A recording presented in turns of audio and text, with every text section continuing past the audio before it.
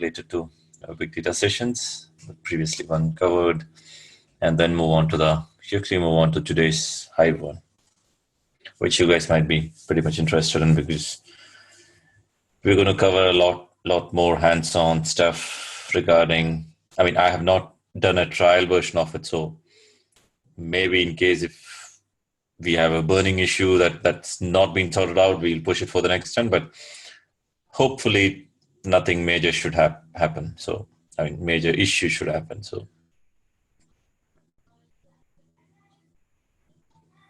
it looks like there's no questions. I mean, everyone is fine with whatever we covered last session. Okay, so let's slowly move on. No questions right now, great. Maybe later, great. So yeah, because you're trying to catch up with the sessions, listening to the recordings, you got a chance for that. Great. Okay, so before I forget,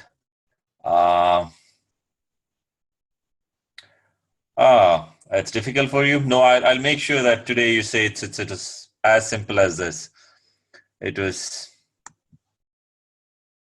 Today I'll make sure it's you're going to say, oh man, this is the one which you told us in very, very complicated way. You should have taught us in a much simpler way. Don't worry, today we're going to cover all the stuff. Export. Before I forget, import, export. So I just made some program change. Just want to make sure, otherwise I'll forget. UDF.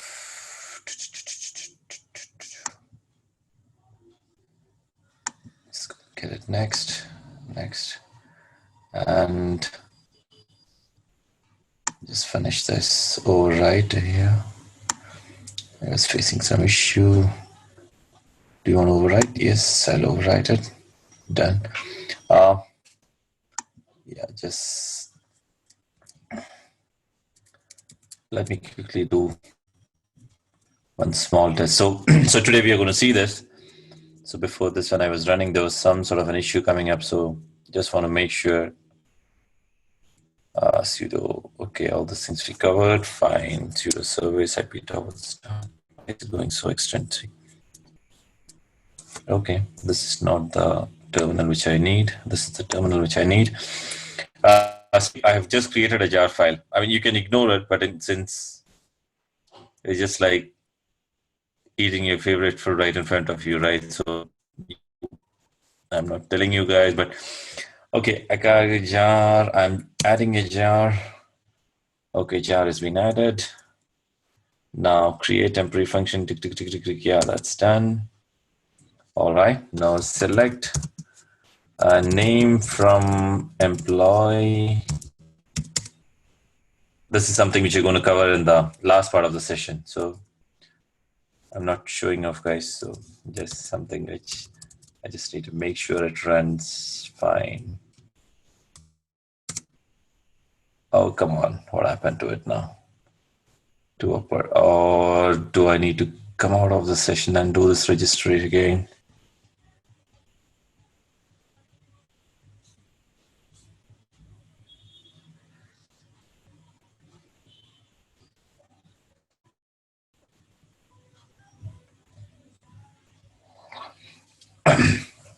That's correct, Sagar. Yeah, I'm assuming everyone can see the chat window right now, correct? Oh yeah, that's the reason which Sagar has responded to it. Yeah, I guess, Sagar, we have not even started the UDF thing, so I guess Vehicle was finding it tough to understand the basic stuff that we covered yesterday. I mean, yesterday in the sense the last session. So I still are facing some issue. Anyway, let's firefight this when the session comes. In case if it's not been able to sort out, we'll push it for the next session. I mean, it would not take a couple of minutes for the next sessions. All right. So UDF stuff is not the one which you're going to cover. We are going to cover. Where exactly is this guy? Okay. So I have written all those commands much in advance. Okay, so that I don't waste time in coming up with those writing code one by one. Okay, so basically what you're trying to do is, am I on the first page? I'm scrolling up pretty fast. Okay, so what I did is pretty simple stuff. So this is where I started. I created a table, okay? Family. Make sure you guys are raising your hands in every of those scenarios, okay? Make sure we understand it pretty well, slow, steady, everyone moves hand in hand, okay? So creating table, everyone is fine with creating table and 3-4 columns I've created. Everyone is fine with that? Okay, so I have created a table which is named as family. I have a family ID, name, age, salary, occupation, and location. Okay, so this is how my family table look like. So just for you guys to see how exactly the family data is, let's look into that. So table is created. Okay, so I've already executed this command. So a straightforward command. Okay, so I just want to show you the data now, how exactly the data will look like. Yeah, Akat Gilf, big family. I'll introduce you guys' name also in the next session when I take. So right now, let's go with it. Let's see how exactly LibreOffice. Yeah. Oh, let us minimize this. So this is exactly how it looks like. Okay. So this is the ID. Let's keep this aside and start looking into it. So this is the ID which you talk about. 101 is ID and the name, right? This is the name, and I have Sachin. Then what? Age 35, salary 10, maybe 10 lakhs you can consider. Occupation software and location Bangalore. Not being biased, so I picked up some of the Bangalore, Kerala, and I guess Dubai. So just for the future purpose, how exactly a partition stuff, all those things work. So I have played around maybe Bangalore, Kerala, and Dubai. That is how I have formatted my data. Okay, everyone fine with this, right? So this is the table created, and this is the data that's going to go in, right? And I'm assuming even you're fine with the command load, input, and all those things which you have played around multiple times. The table is created.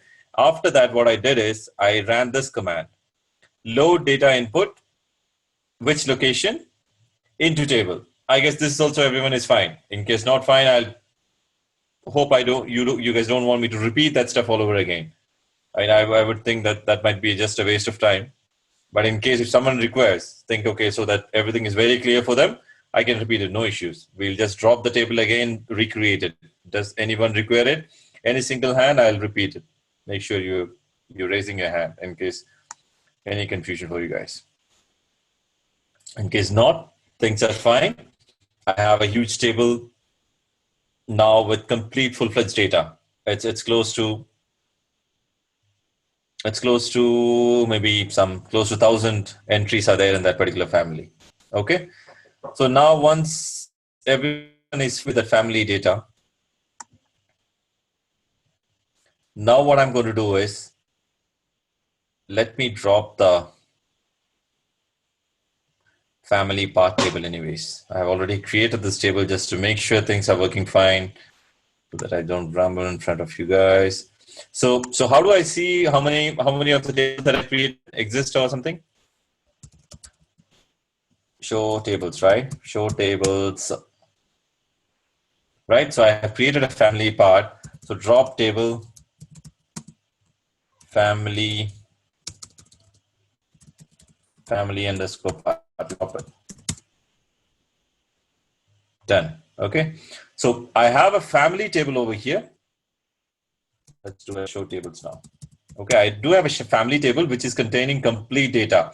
So in case you're interested, select star from family, limit 5. Okay, let's make it as 10. All right, so this is the data that has been sitting in.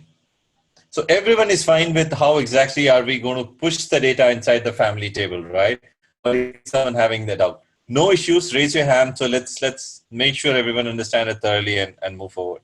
Is there anyone who doesn't understand it? Don't feel that, okay, I mean, this guy know it. How will I say that I don't know it? You have paid your hard-earned money, right?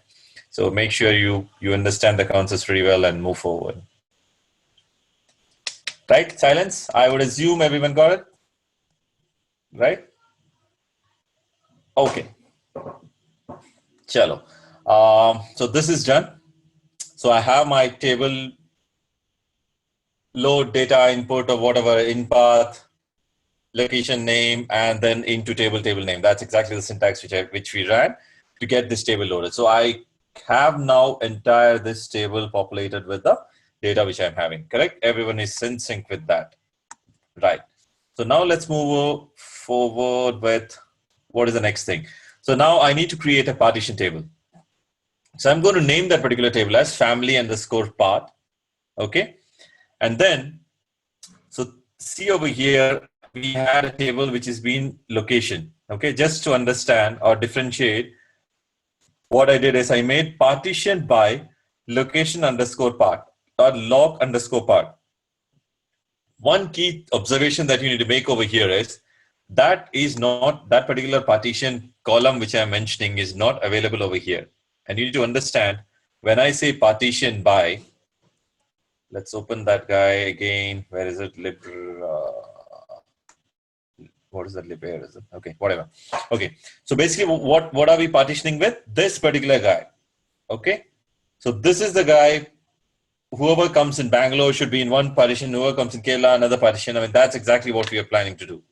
Okay, so that's how we are going to do a partitioning. Fine. Everyone is fine with that concept, or do you guys want me to repeat that partitioning stuff? Anyone, any issues? Please make sure. Okay. All right. Great. So now what we're going to do is I'm going to create this particular partition family_path as a partition table. Okay. Nothing more. Copy. Just going to copy it. And you guys have a different exercise to do. So make sure you're doing exactly. What's no record for Gurgaon? Oh, okay. So basically what will happen is for the next session, whoever is guys, I'll make sure Mac, Vikalp, and this guys are there included in it with Gurgaon and whichever. I think some guys are there from you in Pune, right? We'll do that. All right. Okay. Where am I now? This is the terminal for me for hi. Oh, I'm seriously not liking this terminal. Okay. So right click and paste over here. So which says create table family path, integer, all my columns. This is a key observation that you need to make, okay? There is a high chance, I mean, it's your subconscious mind that might be listening to it. So make sure you're knocking that subconscious mind, making it a subconscious mind. So ID, age, salary, and job, typically inside the first thing, and partition by location part. Okay, so this is not available in part. So this is a separate column created, partition by. Now you may not be able to understand the significance of it. Just try to understand. So in future, when you try creating multiple columns, what you might be, the biggest confusion that you're going to have is whether this location part should be there on top as well as down. Should I do this 2 times or something of that sort? So that's why I just want to emphasize on it. It just comes once, and this is going to be location part. All right. Okay. So once that is done, now what's our role? We just need to load the data into it. So now let's create some mistake and learn it. Easy way of, I mean, those of you guys who is not from the SQL background, so you just need to understand that I created a new table which is family_path, but we already have a table family, right? Select some of you guys, couple of you guys who joined late. So select star from family, limit 10. So I do have it. What went wrong? Family. Where is Y? Okay. Right? So this is my data. So now what we're trying to do is from here, I'm just going to populate this particular table, family_path. That's what I'm going to do. All right. So what should be the syntax that should look like? Insert into table family_path, right? Now select, okay, this is a key step. Now here I need to mention, so insert into table family part, and now I need to mention what is a partition. Partition. And I mentioned inside partition, which exactly is my partition? The lock_path path is my partition. I need to mention this in my query when I'm going to insert it. And then I'm going to mention select star from family. Is the syntax fine with everyone? Pretty much sure it should not be fine with everyone. Then I can slowly say, I don't think you need to be paid because everyone knows everything. Why are you over here, right? I'm pretty much sure there are not many of you guys SQL guys, right? So many of you might be a pure Java programmer. Many of you guys might be business analyst and stuff like that. So how exactly you need to understand is how do you populate a table? Okay, this is an empty table which you created, and how exactly you do it. So that this is the syntax for it. Insert into table, the table which you created newly, right? And then I'm going to mention, I do have a partition available over log underscore partition. And then I'm mentioning select star from family. I want you guys to play around with this. Okay. So once the session is over, you have maybe some 4 or 5 days available, right? Weekends. And also make sure you are spending at least half an hour time dedicated for this partition thing. There are many new stuff to learn in that. Google it, figure out how exactly this location part, where exactly is picking up from. There might be n number of questions coming up in case if you're concentrating on this, right? Or if you're bothered about the tomorrow subzi that you need to be prepared, later it may give you a lot more complications. So make sure you understand it. Select star, I'm doing it. So now I get an error stating at least one column should be a static column. Or, so what, I mean, hope everyone is fine with this insert command. We are trying to insert it and copying it. So Hive is giving you an exception stating that now dynamic partition strict modes require at least one static partition. So the one which we are actually trying to copy it, there should be one static partition. Or in other ways, what we need to do is this restriction that is being put on top of it, let's remove that restriction. So how exactly I'll do that? Set Hive exec dynamic partition mode equal to non-strict. By default, it's strict. Come on, paste, right? Paste, and I'm just making it. And done. So now if I run this, hopefully it should run. Right? It's getting loaded. Okay.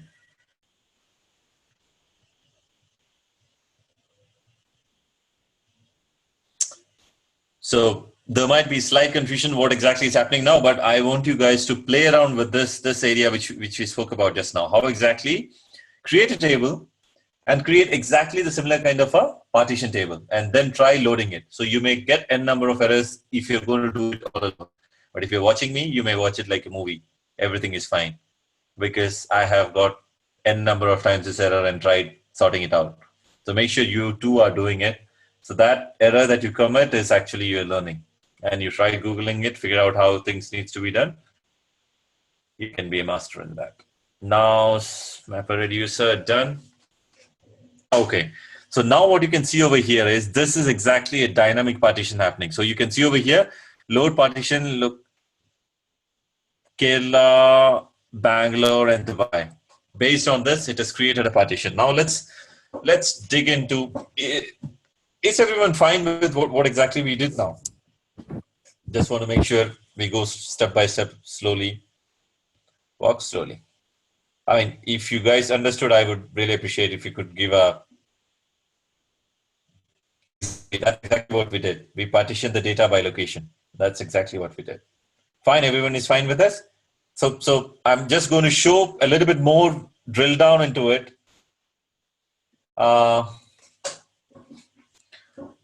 So that you guys understand it, right? So everyone is fine with it. So now let's have a look at what exactly happened behind the scene. Okay. So in order to see what happened behind the scene, let's go directly behind itself, right? Where exactly is that? Now I need to go. All right. So yeah, this is something which we're trying to sort out. what we need to see. Okay, 50070, right? So this is what we need to have. Put number, and we're going to see utilities, browse the file system. Okay, so browse the file system inside where you will find. Okay, anyone understand? Okay, let me ask questions now. Let me be Christian guy. Where do I see your chat window? Yes, it's over here. Okay, now where do I see the Hive folder in this? I'm just want to find out, did any one of you tried using 50070 and then tried finding out the folder directory and all those? That's intention. Where do I see user Hive warehouse? Yeah, so yeah. So now user, right? Now Hive, right? And then warehouse, right? Once I click warehouse, what should I be seeing? Predicting. What exactly should be there inside the warehouse? Database name, right? So what database we are creating? A database B1 and first. So a CADGIL database is the one which you created. And now I have family part, Titanic. Yeah, last session we created a Titanic database, right? So now how does the family look like? How does your family look like? One single file. One single file. Man. Right? Come on.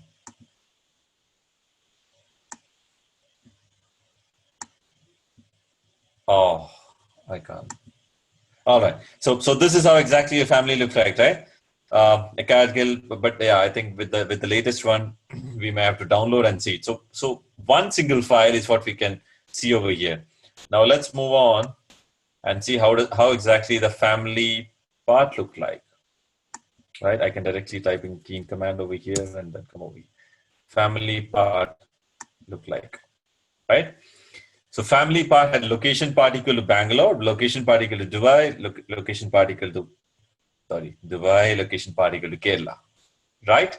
So three different. So hope everyone noticed the difference, how exactly the data getting stored over here. Fine. I'm just trying to do a double check because even some of you guys might be having a connection problem and all those things, with which the moment I move on, even I would be able to correlate what exactly the guy said the previous 5 seconds back. I'm not able to get it. So make sure everyone understand it. So how exactly our family file look and how exactly a family underscore part look like. The partition table had three different partition. The moment I open it, oh, this is a paint part now. Yeah, this is 000 file. I'm not sure. I don't think it will allow me to see it. It'll ask me for a download option. This is not so cool. Yeah, so it's a download option.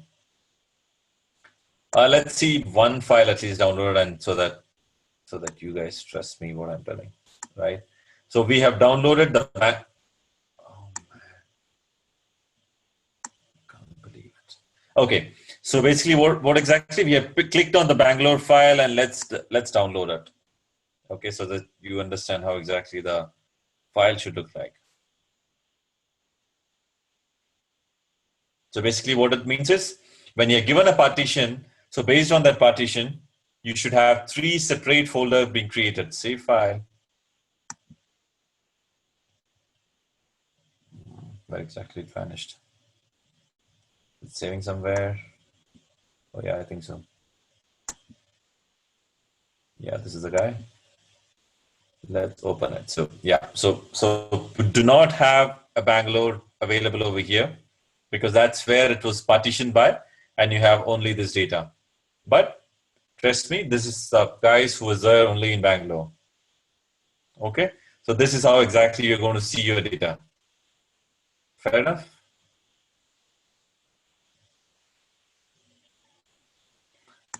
Okay. So now we are done with that. So only thing what I want you guys to understand is how exactly that data looks like. So it's a different partition. So you can see this is exactly, I mean, I have not written any of the separate code or anything for getting it, right? We have just mentioned partition equal to LOC underscore part. So what is the advantage of getting this particular step? What exactly is the advantage of our data getting split in similar case? So whenever we speak about, so we have taken a small chunk of data, okay? In reality, you might be handling with billions of data, 50 billion or 60 billion data. So this might be 20 billion records, there's another 20 billion, and there's another 20 billion. So when you're going to query a 20 billion data, so altogether 60 billion data, by the time your pointer travels through each of these records, it's going to take too much of time, right? So by this, what's going to happen? If you would have put a condition stating, pick it up from there, where location particle to Bangalore, it need not even bother about these two guys, right? Directly, you can come and hit over here, pick the guys, pick the records, and then come out with the result. So that's the advantage of doing a partitioning. So I'm assuming everyone is fine with that concept, right? So let's move on. Okay, some questions. Yeah, when I was learning, I created an algorithm for that Hunt's algorithm, is it? To partition the data.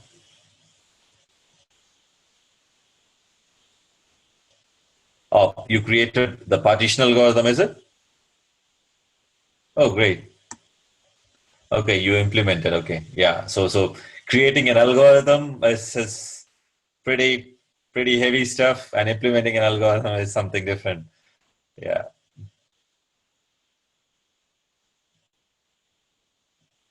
Yeah, that's exactly the statistician do.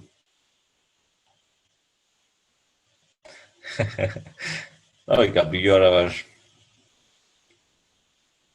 fact picker. So let's move on for the next one. But yeah, I mean, even implementing it's not a child's game. So good job, Vikal. Do appreciate.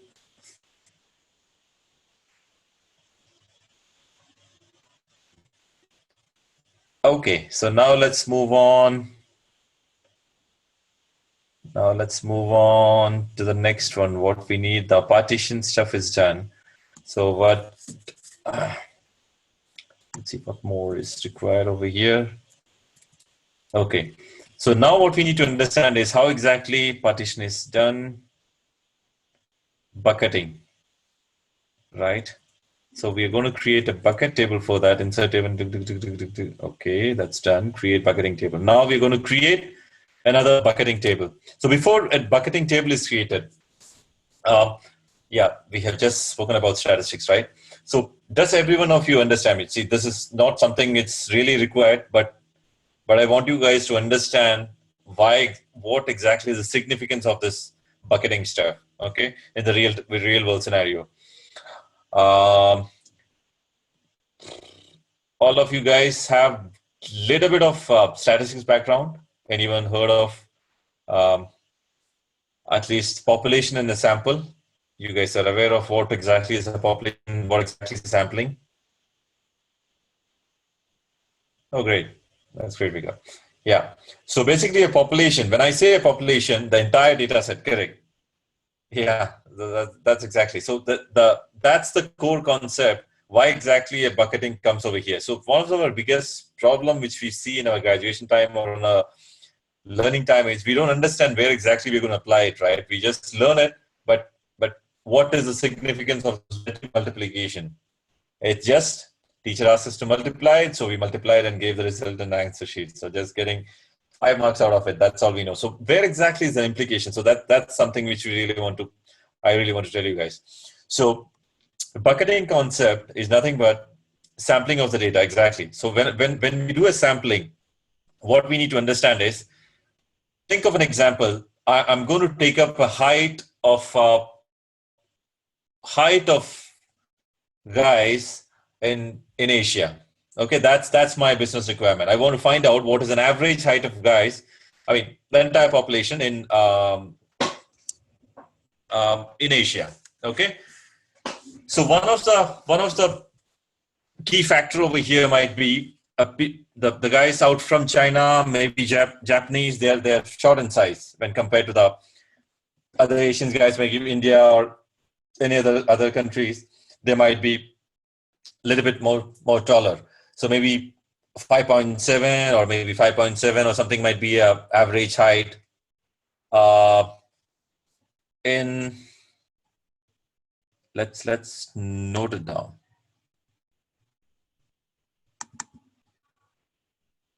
I mean, I'm going little bit deep, which is really not required, but according to me, that's required. So since I am conducting this course, you guys are forced to understand that. Sorry. All right, 5.7 is what we say. Maybe India. Okay. Maybe China. 5.4. Let's make Japanese much more smaller than that. Japanese might be 5.3. All right. So this is what we treat as an average height of guys. Okay. Now think of an example. If we are supposed to find out an average height of a nation, height of Asia, what will happen? Think of a scenario where a person who was collecting this data has picked up only guys in Japan, right? And then he would have come up with the data, he would have got a result of 5.3, right?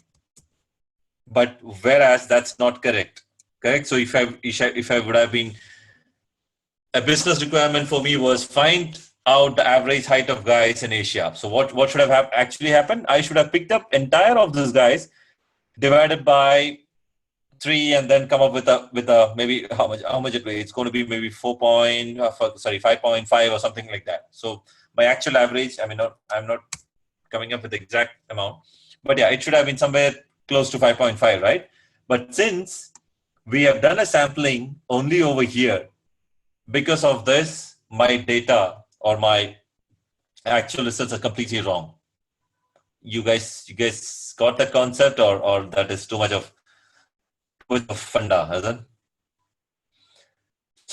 So basically, when I do a sampling, I should not be concentrating on one single area, right? I should be picking up a good sampling mechanism would have been what? I should have picked up some 10 guys from India, 10 guys from China, and 10 guys from Japan, and then mixed it up everyone together and then took an average height. I would have got pretty much close to this. But if you would have just picked up 10 guys from Japan or maybe 30 guys from Japan and then did an average, I would have got this result, which is not correct. Okay. So is that clear? I just need a yes or no before I proceed, because that's how the real sampling stuff needs to be related. All right. So once again, let's do. So my business requirement is height of guys. Okay, men. So let's be a slightly gender biased over here. Find an average guys of men in Asia. Okay, that's a given to me. So what is the possibility? I'll have to go each and every complete guys, each and every house I'm going to go, find out the height of guys. I'm going to note it down. So 1.3 billion, 1.5 billion is our population, right? So 1.5 billion, maybe half of the strength might be a men, considering that 0.7 million or close to 1 billion are guys. So it's literally impossible to Indian each and every of those guys. I'll go and measure their height, right? So that's not how the average is being picked up. But how exactly do I do pick up? I just go sample it, right? I just go, some guys I'll pick it up from India, some guys from Japan, some guys from China, and then I find out what is their average height, okay? And then come up with averaging it out, all this result, and then come with a final number, right? That's exactly exit poll, right? So before a vote election happens, how exactly an exit poll results comes in, right? What is the kind of percentage? JD has won, BJP has won, Congress has won. How exactly? Before the polling counts has been happened. So what they do, they randomly go and pick each and every nook and corner and find out, okay, I mean, at this particular location, how many of the people have casted a vote for BJP, or how many have them gone for Congress, how many have them gone for some other party, right? So that's how you do sampling. So, but in sampling, think of a situation if you would have sampled in from one particular area where political party is pretty strong enough, okay, and one. So, for example, I think Gujarat has been governed by BJP completely, right? So that particular sampling, if you took out and say that the entire India, the majority of the people are BJP, which is not correct, right? I mean, maybe there might be slight difference in share and all those things. So that's exactly what you need to understand. So when you do a sampling, you should pick up the data from equally distributed from each and every of those locations. So that's where sampling comes into place. Okay, too much of statistics in place. No, I think I'll stop it over here and just move forward by what exactly is what we're trying to see now. Okay, before that, what I want to show you is where is our downloaded data? Did I close it? Don't tell me. So I had a downloaded data over here, right? Let's pick this up. Yeah, that's available over here. So what you need to understand, see, look the data over here. Okay, so 1001, 1002, it's in a complete sequence order, right? I'm talking about the employee ID or maybe ID, whatever ID we have given, 101, 102, 3, 4, it's complete sequence order, right? It's in ascending order that particular ID has been given, right? So this is what I was trying to explain. So when this sort of a scenario happens, what is happening is it's not a sample data. It's in the way it is being stored, exactly that way is what the data is being pushed into a result.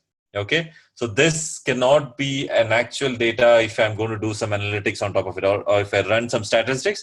This is not a proper randomly picked data. So if I want to run some statistics, I need randomly picked data. So that purpose for doing the randomness is what this guy comes as a savior for us, which is known as bucketing concept. And let's look how exactly bucketing looks like. Let me close. Okay, let me keep that. Right. So that's what we're going to see now. Okay. So now create table, exactly the same. Okay. Everything was exactly the same, location, partition, and all those things. See over here, it's perfectly the same. But only difference over here, I have done a clustered by ID into 3 buckets. Okay. Just you need to concentrate on clustered by ID. ID was the first field. Okay. Let's see now what's going to happen. Let's copy that.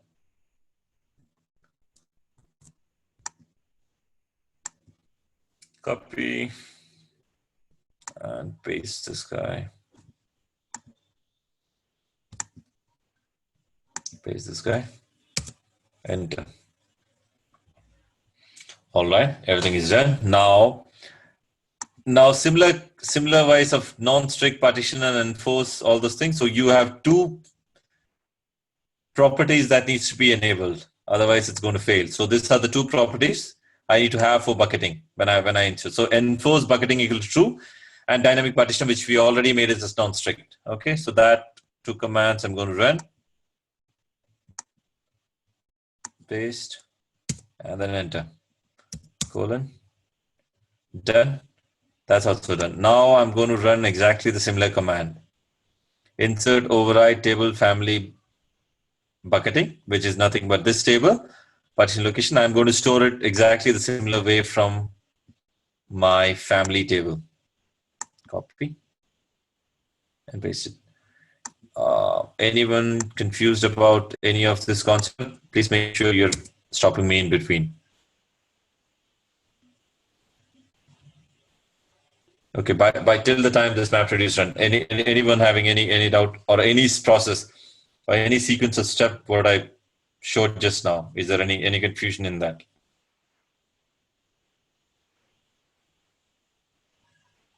Map reducer. So basically, initial table.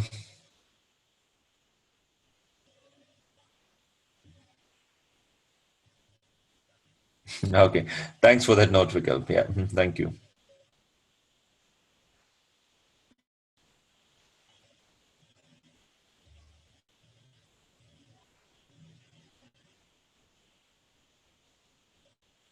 So now we have covered bucketing. So let's see how exactly the bucketing is different, right? So key things that we need to understand. What we did over here, I hope everyone is focus is on the screen, right? So partition, which we already know how exactly. Apart from partition, we have made one additional stuff, which is clustered by. And clustered by should be some field which we have created over here. That is on top of it, which I'm going to do a clustering. Okay, so just till the time it actually executes. So what exactly is a clustering? I want to tell you guys is, see, we have 3 different locations, right? So when I do a clustering by ID, and I have mentioned what exactly I mentioned over there, cluster by ID and into 3 buckets, right? In case if you would not have seen that, I would have given into 3 buckets, correct? Clustered ID into 3 buckets, right? So what it means is inside this, I need to have 3 partition inside this again. So I already have a Bangalore, Dubai, Kerala, right? 3 buckets. So inside this, if I open it, what should happen is, here what's happening? Here just one is there, right? Because this is not our guy. This is family underscore. This is family underscore part. Now we just need to see similar wise family underscore buck bucket is what we created. So inside bucket, what should happen is I should get 3 files inside, and that should be very random creation of an ID. ID should be very random created inside that. And I am assuming all you guys focused on the ID inside this particular guy, right? It was very sequence number 1, 2, 3, 4 in a very sequence order that ID was present. So now when I go to here inside database, let's see how exactly my data looks like. So this is the bucket, family underscore bucket. Exactly, see, Bangalore, Dubai, Kerala. See, now you can see 3, right? Underscore 0, 1, and 2, right? So I have 3 files. So 3 bucket has created. So hope you guys understand how exactly the 3 came in place because of this keyword. Because clustered ID into 3 buckets.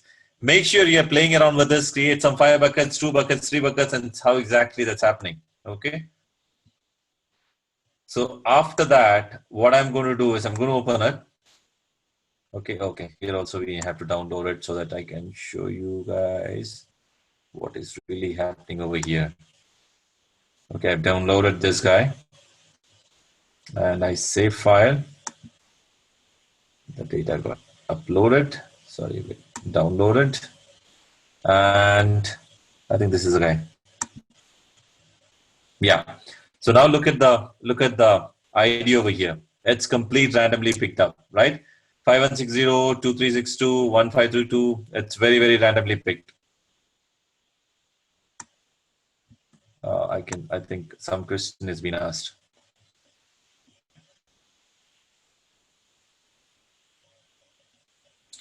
Okay, what is the bucket? I'm trying to decode your statement. What is the bucket? How the partition means on what basis? Please repeat. On what basis is the bucketing happening? What is the bucket? What is in the bucket? I mean, oh, okay. They randomly picked that. That's correct. Yeah, you answered it too. So very randomly picked ID is what? So basically, why exactly? Okay. Now, next question. Suppose I need to search a particular record. How does bucketing help in searching? No, bucketing is not meant for searching a record. Bucketing is meant for exactly the scenarios which you spoke about in the previous thing, right? The sampling step. Sampling. So otherwise, so you may not be able to really get the importance of it unless and until you're from a complete statistic background. Otherwise, you just need to understand that if I don't have a complete, see, this is exactly our data, the Bangalore-based data. It's like, look at it, it's exactly one similar. So if I run any sort of a statistics algorithm on top of it, I may not get a real sample data. I mean, the result outcome which I actually require, right? So I should be picking up Japan, China, and India equally. So this is randomly picked up. And now you need to ask one question: why exactly it's randomly picked up? So let me answer that. So the key funda behind it is what is the algorithm? Mod algorithm, right? So how exactly mod is being calculated?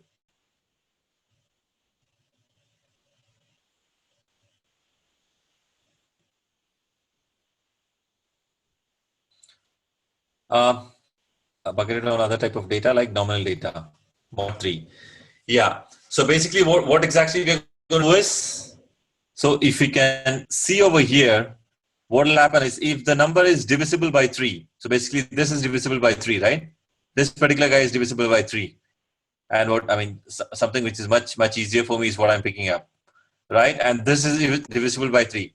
I'm assuming that part is pretty fine with everyone. So if the number addition ends up being 3, is you're divisible by 3, correct? Not underestimating, but sometimes, yeah, there might be a chance forgetting because of your work pressure, right? So this guy, 1002, 1008, 100, the next which one? So 3 plus 1, 4, 5. So this guy is also not going to be fit in. Okay, this guy. So what we can see is 1002, 1008, and 10015, right? 5, 6, 7. No, it's not going to go. So what I meant to say is if you divide it by 3, and what is the remainder? So that remainder is exactly the one which is going to go and get accumulated. That's exactly what I'm trying to say. Exactly. So divided by 3 because my partition, my bucketing number was 3. So what will happen? This is just divided by 3. And what is the remainder? So every of the remainder,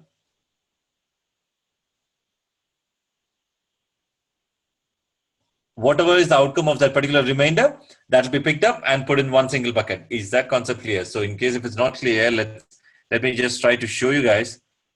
1002, which is divisible by 3, should be what was over here, which we checked. Something which we looked into. No, this guy we don't need anymore. Let me close that.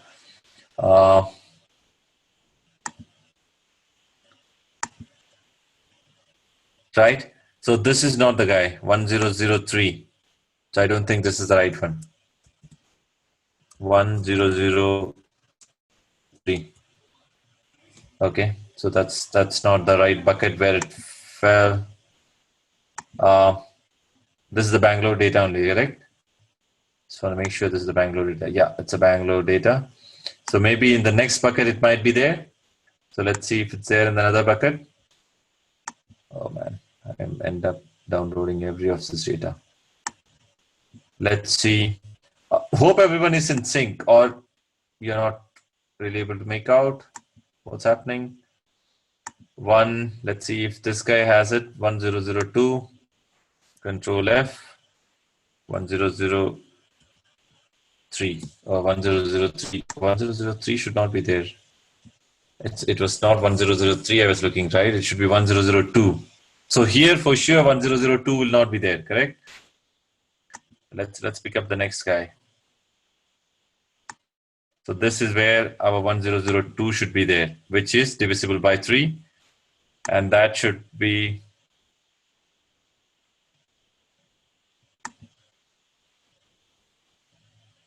I might be slightly boring right now. Don't tell me I'm always boring. 1003. Where is this guy now? Exactly. That's the word I was looking for, Mac. This is exactly hash code.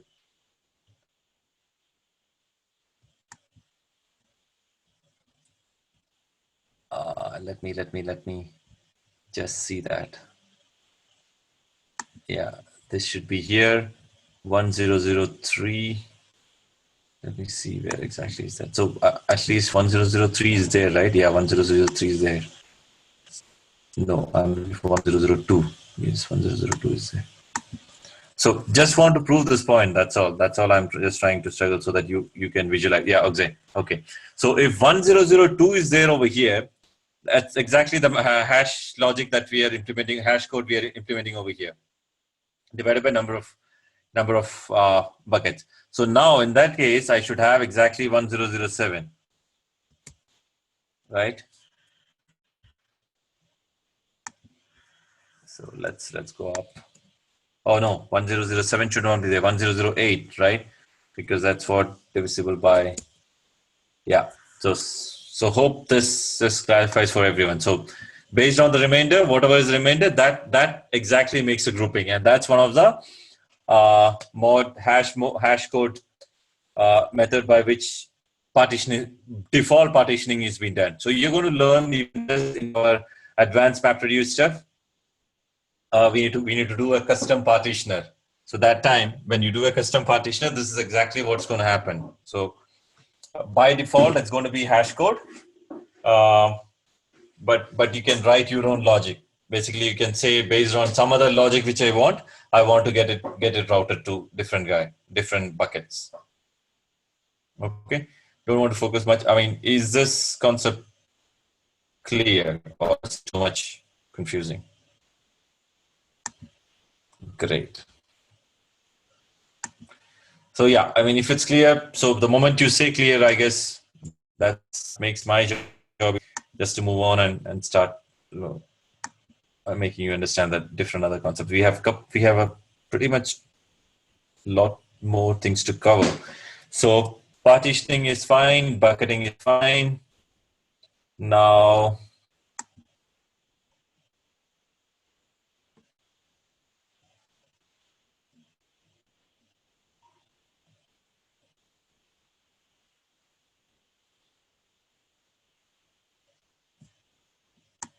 Zoom player is making problem. Okay, you have to sort it out. Because, okay, I guess we have already covered it. How exactly I mean, you can see the high minus e command, right? Everyone knows. Remember high minus e and high minus. In case if you want to execute a file, how exact? Oh yeah, it's there right down. Yeah, so maybe high minus f is a command that I need to run for executing it in a file, right? So leave that. So now what I need to do, create an external table. So there is one more concept of an external table, which I want you guys to try it out. So just exactly the way we have done, okay? Exactly the way we have created a table. The two types of table we call it. One is managed table, which we are playing around all this while. And the other one which we have is an external table. So what is the difference over here is, in an external table, I am going to specify a location. So all the syntax you know pretty much in advance, because this is what we have played around with. But in addition to this, we have an additional new parameter that came in, which says location, Shaji data and extension, ext. Okay. So what it means is any file that's going to go and sit over here will be automatically picked up by this table. Okay. I just want you guys to try it out. So only this thing, just Google external table, syntax for external table, and just make sure you're doing this. Okay. And then how exactly you can load data into it. So location you have mentioned already over here. Just put a file inside. So basically we have done an SDFS load, maybe put command, not a load, just put command, that directly do a put command in this particular location. And this is nothing but my HDFS location. Okay. Just do it. Automatically the table will be populated. Just try to play around with that particular part. Oh, external table. Yes. So that's one concept. Let's look into complex data type. Oh man, complex data type. What else is there? Okay, next one is the UDF stuff, right?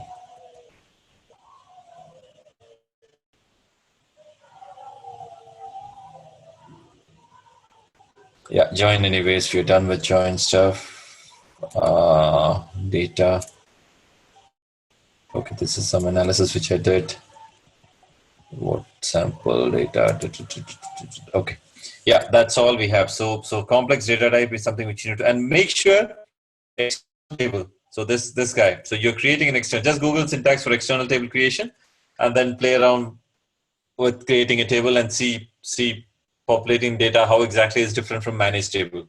Two different table, managed table and external table.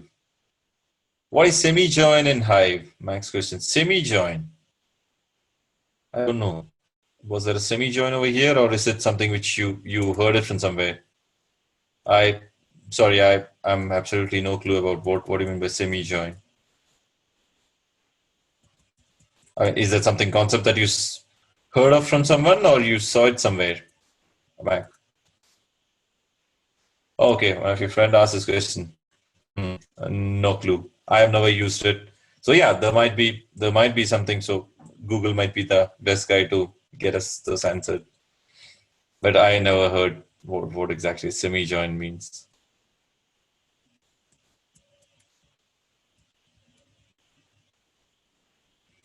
Let's move on with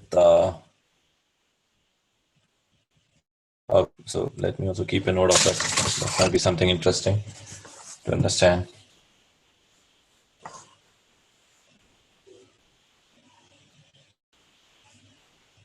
Semi-join.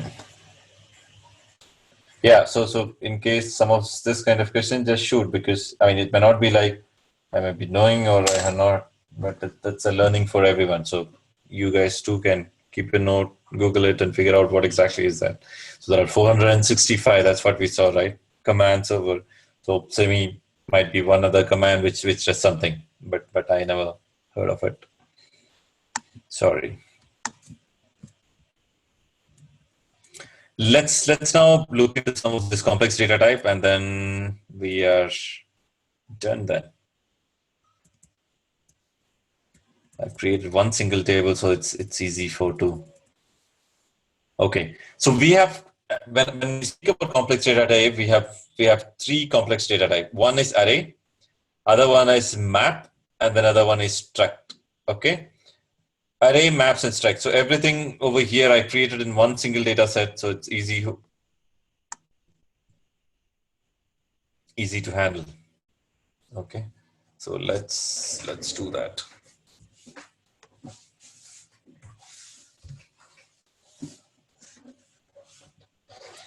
Let's what's happening? Create. So one is array, next one is let's copy paste it and then discuss what exactly is this. Hive table, right click and paste. Okay, now table created. So now what we need to see over here is array. How exactly an array happens? So everyone knows what exactly is an array, right? So if I open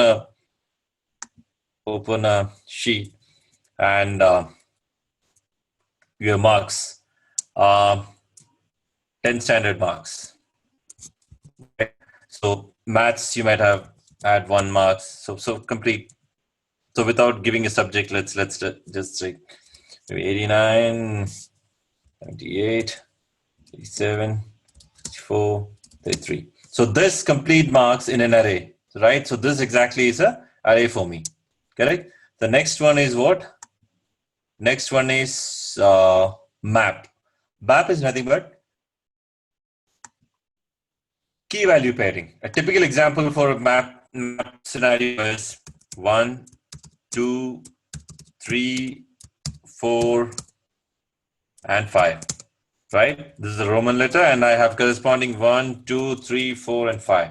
Right? So when I directly ask for this particular data, I should get retrieve this particular guy. 1. When I pick this particular guy, I should be getting result as 2. Right? So that's exactly the map is key value pairing. So this is the key and this is the value returned. Yeah, collection of, sorry, I missed that one. Yeah, collection similar data type. That's exactly what it is, mapping. Array pickup, thanks. The next guy is now struct. So this is something which we need to concentrate on. Struct. Okay, so let's see how the data looks like. So it's much easier for me to explain through data. Okay, so struct means how my data is going to look like. Yeah, this is going to be, you guys are going to come and hit me seeing this. So it's much easier and a simple data, but only thing is when you see it like this, it looks like a complicated stuff. Okay, let me just copy it, and where should I put this? Open new file, Control V, and then what we do is Control S, Let's store it in Hive file itself. What sort of data is this? Complex data. COMP_data. Okay. And save. Save. Now, what we need to do is, how is the table created? Was it an external table? Create table. No, it's not an external table. So basically what we need to do is we need to load that guy, right? So for that, where exactly is that? Let's close this guy. Let's close this guy.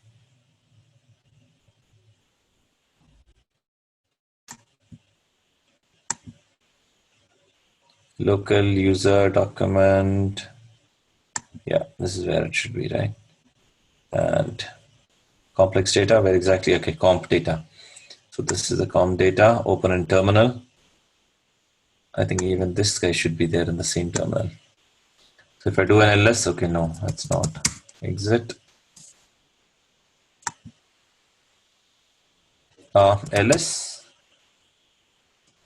Okay, cd, let's go to, okay, that's something newly we learned, right?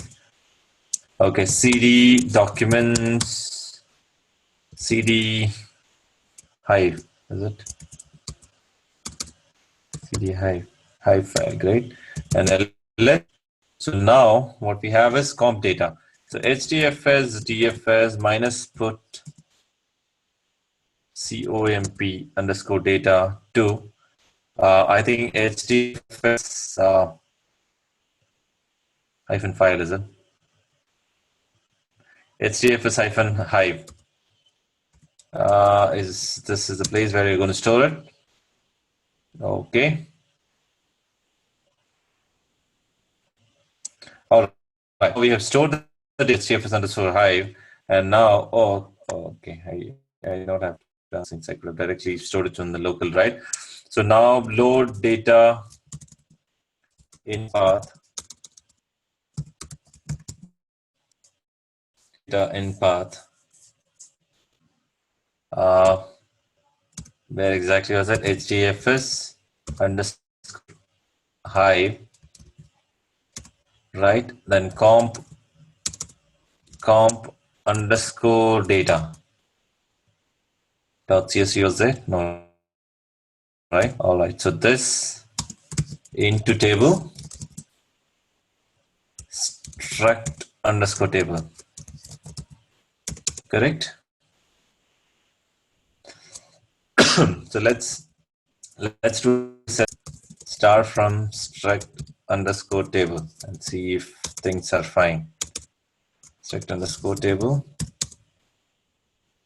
Yeah, looks pretty much okay. So even though now you see it as a complete junk data, things are fine. So now let's see how exactly I'm going to retrieve data one by one. So if I see describe struct underscore table, right?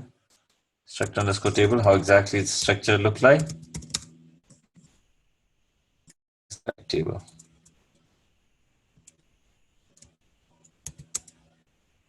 Right? So ID, name, salary, subject is array.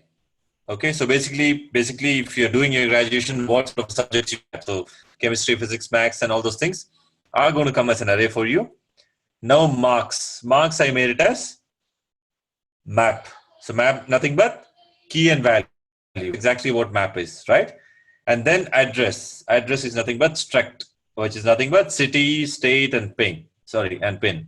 Let's see how exactly we are going to manipulate and pick the data from. I don't recollect the syntax, so I may have to use this guy. How to pick up each and every of this guy.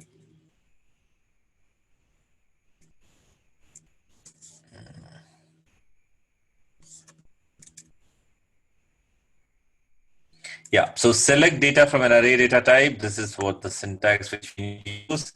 Let's not rely on that. Let's do it on our own end, but yeah, before that, I need to see it. When we did a select command, did it give me a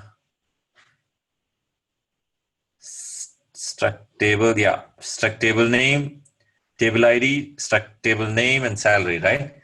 So similar wise, select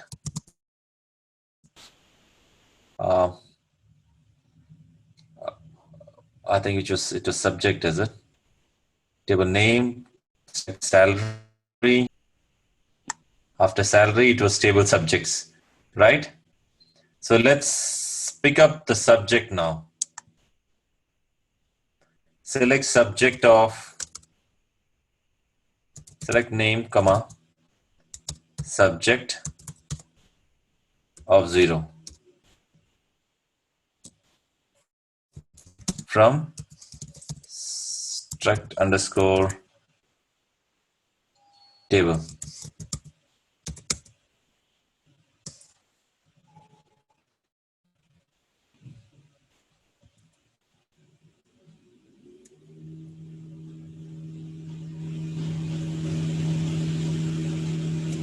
What exactly is wrong?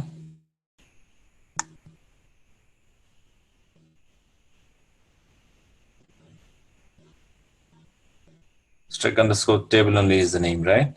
Select name, comma, study. Oh, studies. It was not subject. It was, but it's given as subjects over here, right? Subjects. Okay, it's subjects, not subject. Yes, missing, correct. Yeah, you're right.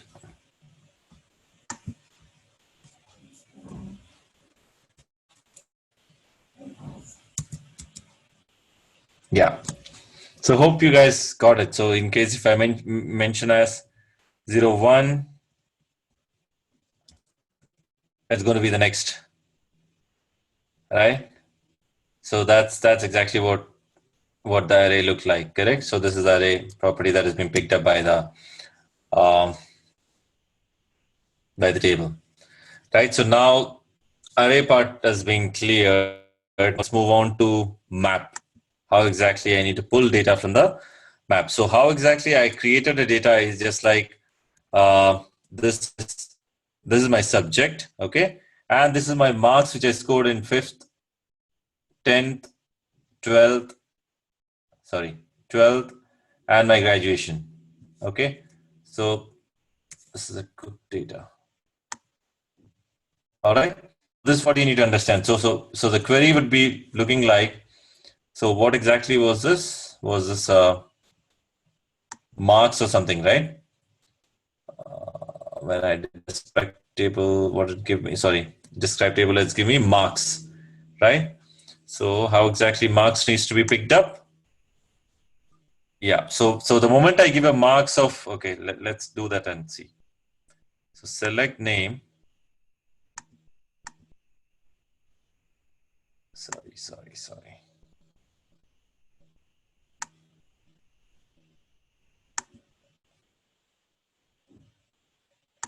Oh man.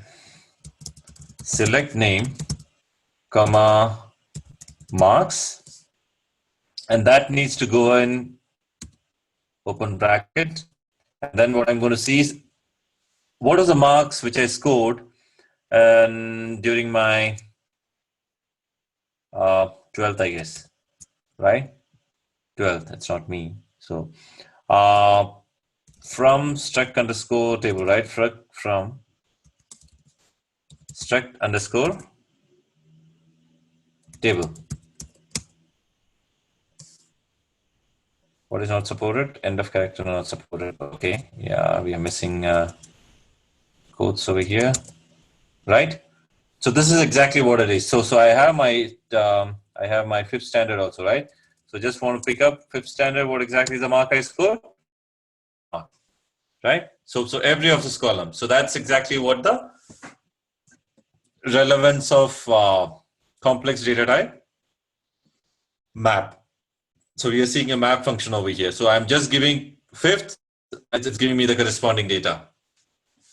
So similar ways, if I want to pick it up, I think this is how marks.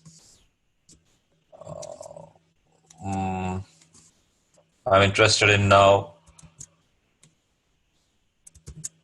I think this is a graduation, right? All right. So both the steps. So basically, this is this is what 5th standard data, and this is the 12th standard data. So that's how exactly you can have a mapping done. Is that fine?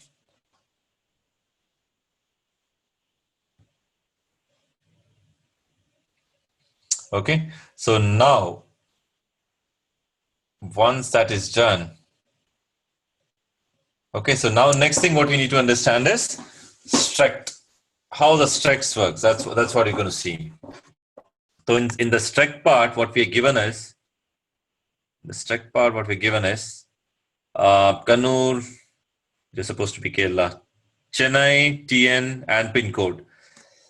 Okay, so it's like Chennai, TN, and pin code. So basically, Chennai, it might be how exactly was that? City, state, and pin code. So that's how exactly it is. So let's see how exactly the data is. Okay, so select. So this is my table creation, address, and struct. Okay, so my code is going to be select address or city and address or pin. This might be slightly confusing, okay, because every of this might be looking similar to you guys unless and until you don't practice it. I mean, I once upon a time used to practice it, but now I can't recollect exactly all the syntax. So name, comma, what did we say? It was struct, is it? It was address, right? ADDR dot city from struct underscore table, right? So it give me a result, whatever is the name as well as struct, and I mean the city as well.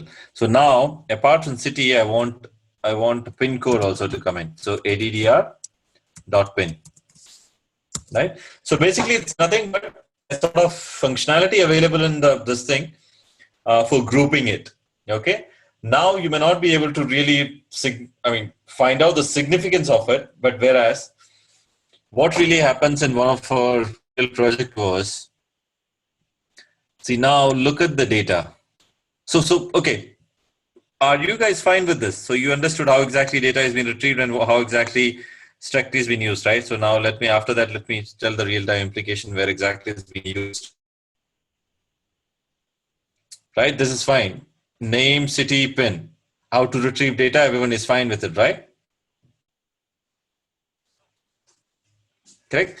Okay, so now let's have a look at the data pretty closely. Okay, and how exactly the syntax. So see over here now. So I have given struct and all those syntax, every stuff is fine. But now what you need to be concentrating on is row format delimited, fields terminated by. What it means is every of this ID, name, salary, subjects, mark, and address. These are delimited by comma, right? That's what it means. Now the next statement says collection items terminated by dollar. And what exactly is a collection item? You can see over here inside this array, right? So this complete is one single step for me. Come on. Let's see this one. Yeah. So this complete, guys, one single till the next comma comes in. This is one single field. And here I am mentioning, right? Collection items terminated by dollar. So every array is being terminated by dollar sign. Right? The moment it sees a dollar sign, it needs to be picked up, taken on the next array, picked on the next array, right? So that's how exactly it's happening. The next part, now what you need to map key is terminated by. So this whole code exactly similar for even the struct. Struct also, it says collection item terminated by dollar. So this is how the struct also behaves. This is Chennai, TN, and pin code, right? So this is how exactly. So it's also the collection terminated by dollar sign. But now another thing what you need to understand is collection item terminated by dollar. Sorry, collection item name. Map key terminated by hash sign. So see over here, so map is nothing but what? It's nothing but our key value pairing, right? So when you give a Roman letter 5, it gives you the 5th standard, how much of the mark you scored. That's exactly what it gave, right? So 10th standard, this is supposed to be how it is. So this is terminated by hash, which is nothing but the map key. And for this, after this, again, collection is being terminated by $sign. Slightly confusing. Let me try to expand that. So what I'm trying to say over here is 5th standard, I've scored 50 marks. 10th standard, I've scored 54 marks. 12th standard, I've got 75 marks. And graduation, I've got 30 marks. So bad, man. But yeah. So, and how exactly that is being segregated or separated? That's separated again by a $sign, which is nothing but I'm telling you here collection items terminated by $. I would definitely recommend you guys to go through it once again this video, and then try to figure out how exactly the collection is used. So basically, an entire different data set is being provided for you, so that can make you practice this, and then you should be able to really be able to understand. Yes, key point collection item is terminated by $, as well as map key is terminated by hash. That also you need to know. That's some 2 additional stuff over here. So basically, if an array in its form, it's been terminated by $. That's all if you want to visualize stuff. That's as simple as that. Map key is terminated by hash. That's correct. That's correct. So what's really now left? Yeah, so now our UDF stuff is only it's fine with every guys. Yeah, okay. So I didn't tell the significance of it. So basically what's going to happen is you're now in a world where you have getting your data completely in a row and column format. Very pretty, very simple, very straightforward stuff, right? But the moment you are deep diving into big data, what's going to happen is you're going to get complete unstructured data. So this is where the significance comes in place. So what you need to do is, so typical one scenario, I just don't want to waste my data. Let me copy it. New thing, Control V. So this data which we are talking about, what we are trying to do is a log. Okay, so this was a log from similar kind of a data, which was a log from a CDR file. CDR file, nothing but you might have seen multiple towers for the telephone, right? Telephone company. So there, one emits particular signal. So each call gives you one single row of record. Okay, so one of the log what was containing was like AB. So BLR, so I'm just looking up some of the stories. BLR, then 3556, then NK, and then 12. What else? After 12, then maybe it's 5,000 meters away from something. So basically what it means is this is one single row or this is one single column. Okay, so basically you can see data coming like this. So Bangalore, comma, this one, and then some phone number. Think of some phone number, or you don't call it as phone number. It might be some SIM serial number and all those things. Okay.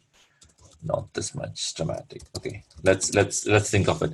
But my area of interest is only in this particular field. Okay, so what I'm going to do is I'm going to write a Java program, okay, or any Python program. I think Python will be much powerful one, and very simple ones too. So what I'll do is I'm going to do insert with my raw data. Okay, so exact raw data. So what I'll do is I'll write a Python program. And then what I'll make this record look like BLR $. I'll put a $sign over here. 3456 $NK $12 and this one. So this is how I have written. This is the raw data. Okay, this is my raw data, which came from that switch or a log file, and then I processed using Python program. Okay, so what I did is I inserted only just a dollar sign in between. Okay, once I do the dollar sign in between, what I can do is I can pick this exactly like this in a Hive file, right? I mean a Hive table, and I define a struct as, okay, my struct is going to look like, where's my guy now? My struct is going to look like, so this is our struct, right? So one field.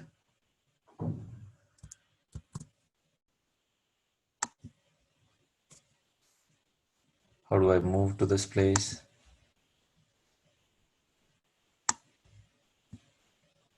Come on. Okay, no, I need the last guy. Okay, so I'm going to define my struct as like this. Control V. So basically what it is, this is city, this is not city. Basically what I'm going to say is it's what do you call for that? Tower, right? So tower. And then the first field, what exactly is that? This particular field is going to be a location for me. LOC, I just mentioned its location. The next one, this is a version of that particular switch. Okay, this is basically a switch for me, in fact. So this is version. Then what exactly is it? This is my make. Okay, this is actually the switch. I'm going to name it as switch. So switch in the sense, this can be, the make is Nokia, it can be Ericsson. Okay, switch, nothing but the tower, what you see over here is known as a switch. Okay, and then I can say this is a switch version, SW underscore version, which is another, if it's going to be integer field, I'm just going to mention as integer. Again, what is this one now? This is distance. I just mentioned distance from my nearest. This is also going to be an integer in that case, integer. And this is from my distance from my nearest switch or nearest operator. So this is how the which was, it's a complete raw format data. I converted that into corresponding this format using my Python program. After that, I brought into a Hive program, brought some structure to it, and then I am going to write some program. I mean, then I'm going to write some SQL statements. It's much easy for me to do some analytics on top of it now. I can just write switch, which switch was faulty, which was the location which is having it, right? So now you guys know how exactly I can pull data in, like tower dot, what exactly? LOC is going to give me a location. Tower dot switch is going to tell me which, all those things. I mean, that's how exactly. I think we can wind up. It's 3 minutes more left, so I'm facing a slight issue with the UDF file also. So we're going to cover maybe the initial first 5 minutes explaining what exactly UDF. So make sure you're on time, 9 o'clock. So sharp 9 to 9:05. We'll explain about the UDF in the next session. So now, any questions? Let's utilize this 2 minutes to clarify any questions, any doubts, anything that's not clear. Let's quickly do a recap in case required.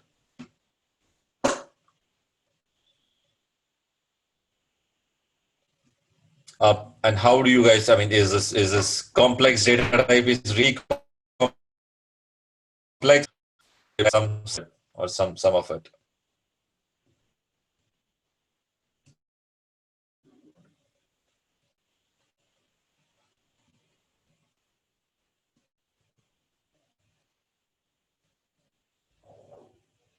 Any disadvantage in partitioning? What could be the disadvantage in partitioning? Ting. I can't think of any disadvantage in partitioning. But yeah, if you have too many partitions, if your partition number increases, that's going to degrade your performance rather than increasing your performance. If you have very, very small partition be maintained, it's going to have a double impact. Plus, if you have a partition being done, you need to know how exactly to utilize that partition. For example, we have mentioned as location. the IBM example which you spoke about yesterday, right? Location was like India, USA, UK, and all. But if I don't mention that, like in case when I'm running this query, select start from EMP table, where salary greater than 50,000. Salary greater than 50,000. If I just mention this query, but I already had partition India, US, and UK, you are actually not taking advantage of this particular situation. So what will happen? It needs to pick up. It needs to pick up. So in case your intelligent query should have been like the salary greater than this thing and location equal to India. Or if you want all these things, you need to separately mention location equal to India, location equal to US and UK, so that it directly goes and segregate, directly go and hit only to those files that belongs to India, that belongs to US and belongs to UK. Otherwise, it's going to scan for entire thing. So that's one application of partition. I really can't think of real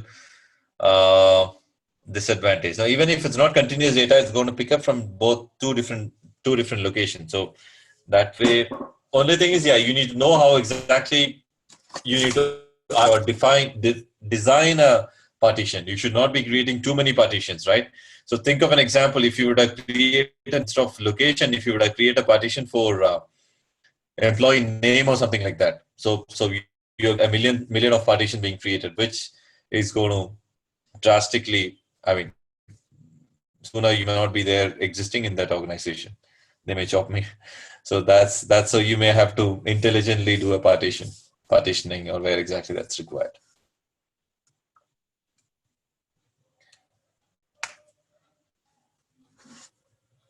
What more questions? Any more questions? Let's take a couple of minutes. 33 sharp, 10:33 will sharp wind up. If any of you guys have any questions, random something. But I do recommend, make sure you are the exercise where you guys to practice. Make sure you're picking it up and then practicing it one by one, so that it's easy for you guys. And then even the UDF stuff is given, so you can try it out. But anyways, we're going to cover in our next session first 5 minutes on that UDF, how exactly. So right now I'm facing some issues with the UDF. It's not able to, but I'll sort that out before our next sessions and try executing it once.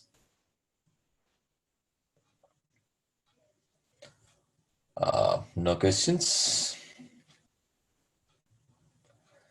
If no questions, then we can wind up. Last and final chance for someone. Okay, no, Raina, fine. So I'm assuming everyone is fine with this. So in case some concept here and there you're finding a slight gap here and there, make sure you're listening to this recording once, and then try pausing the video, try utilizing dirtier hands, do this stuff. I'm telling you this track, this stuff is now when you're listening to it might be sounding it easy, but it might sound very complicated once you don't practice it, and all of a sudden if it's been bombarded on top of you. So make sure you try to get this concept clear by practicing it. Today's lecture was awesome. Thanks, Vikalp. Appreciate your comment. All right, so if nothing more, let's speak on next Tuesday. You all guys have a wonderful weekend. Yeah. All right. Thank you, guys, and good night.